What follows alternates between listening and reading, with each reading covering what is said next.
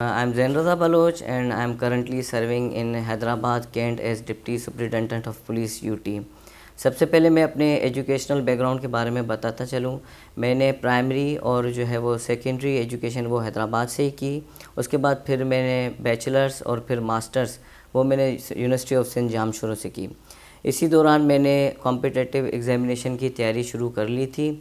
मैंने CSS के 2 attempts दिए और PCS was my first attempt, और मैंने PCS में पहले अटैम्प्ट में ही मैंने जो है वो क्वालिफाई कर लिया था and I got my first choice of police. अच्छा जी, सबसे पहले मैं ये बताता चलूँ कि जैसे मैं अपने एक्सपीरियंस के बारे में बताता चलूँ, और बहुत से जो एस्पायरेंट्स हैं वो यही चीज़ फेस करते हैं कि कोई डायरेक्शन नहीं होती।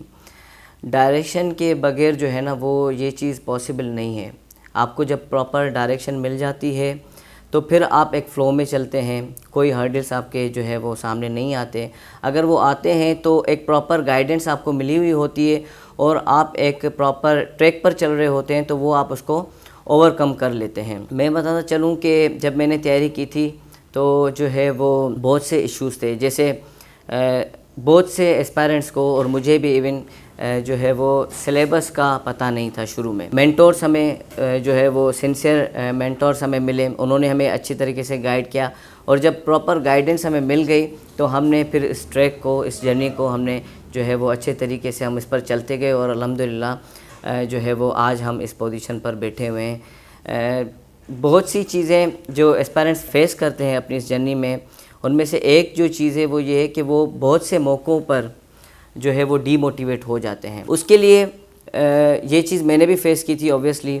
तो उसके लिए ये होता है कि मैंने जो चीज़ फॉलो की थी, मैंने उस चीज़ को ओवरकम ऐसे किया था कि मैंने मोटिवेशनल सोर्सेज जो है ना वो अपने पास रख ली थी, और मेरे घर में ही वो मोटिवेशनल सोर्सेज एक पूरा पैकेज मेरे पास अवेलेबल था।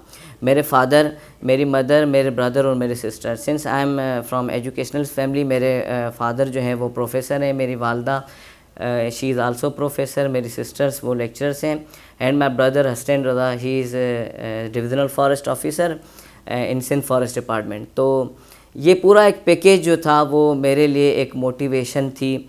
मैं जब भी तैयारी करता था और बहुत से ऐसे मौक़ों पर मैं डीमोटिवेट हुआ तो मैं इनकी जो है वो इनको देखता था और फिर जो है वो मैं मोटिवेट होता था।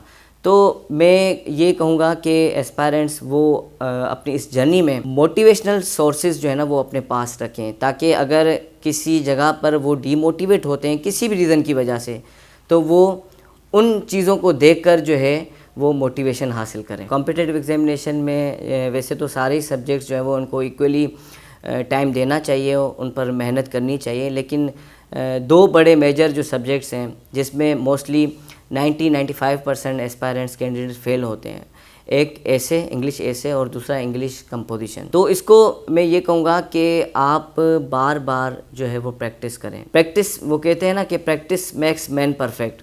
तो आप जितनी प्रैक्टिस करेंगे उतना आपको फ़ायदा होगा। मैं हमेशा एक हफ़्ते में मैं 3 दिन सिलेक्ट करता था, जिसमें मैं 3 जो है वो दिन में मैं जो है वो ऐसे प्रैक्टिस करता था, और मैं उनकी जो हमारे सीनियर्स हैं, मेंटोर्स हैं, मैं उनसे असेसमेंट करवाता था।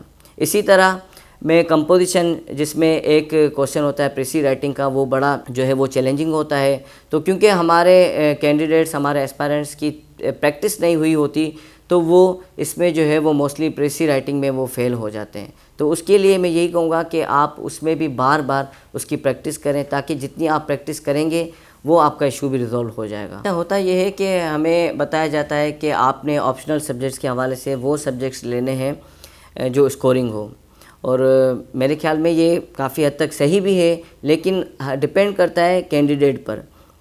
मैं अपनी बात करूँ तो मैंने ये कभी भी चीज़ नहीं देखी कि कौन सा सब्जेक्ट स्कोरिंग है या कौन सा सब्जेक्ट जो है वो लो स्कोरिंग है। मैंने अपने कैपेसिटी, अपनी इंटरेस्ट के लिहाज से मैंने जो है वो ऑप्शनल सब्जेक्ट्स ऑप्ट किए थे। मेरे optional subjects international relations, international law, public administration और सिंधी मेरे ऑप्शनल सब्जेक्ट्स थे। अब मैं यही कैंडिडेट्स को यही कहता हूँ कि देखें, इंटरनेशनल रिलेशंस एक ऐसा सब्जेक्ट है जो आपको दूसरे सब्जेक्ट्स में भी हेल्प करता है। जैसे करंट अफेयर्स में फिर यही सब्जेक्ट आपको एसे में भी हेल्प करता है, क्योंकि आपने वही मटेरियल, वही आइडियाज़ आपने तैयार किए होते हैं, वो आपको एसे में हेल्प करते हैं। इसी तरह इंटरनेशनल रिलेशंस में बहुत से टॉपिक्स ऐसे हैं जो आईआर से रिलेट करते हैं, करंट अफेयर से रिलेट करते हैं। उसके बाद फिर आता है पब्लिक एडमिनिस्ट्रेशन। पब्लिक एडमिनिस्ट्रेशन वो मुझे तो बड़ा इंटरेस्टिंग सब्जेक्ट लगा और बड़ा जो है वो इजीली कवर हो जाता है। तो ये डिपेंड करता है स्टूडेंट पर कि वो किस हिसाब से जो है वो अपना ऑप्शनल सब्जेक्ट को लेता है। बाकी अगर कोई सब्जेक्ट स्कोरिंग है और आप देखते हैं कि भाई ये स्कोरिंग सब्जेक्ट है, मुझे ये चूज़ करना चाहिए, ये ऑप्ट करना चाहिए, लेकिन उसका इंटरेस्ट डेवलप होता ही नहीं उसमें, तो वो किस तरह से वो उस सब्जेक्ट को कवर कर पाएगा? उसका इंटरेस्ट ही डेवलप नहीं होगा तो वो शायद जो है वो उस बेहतर तरीके से परफॉर्म नहीं कर पाएगा, और एज अ रिज़ल्ट फिर क्या होता है कि वो जो है वो उसके मार्क्स कम आते हैं। तो मैं यही सजेस्ट करूँगा कि आप अपने इंटरेस्ट के हिसाब से जो है वो ऑप्शनल सब्जेक्ट्स चूज़ करें।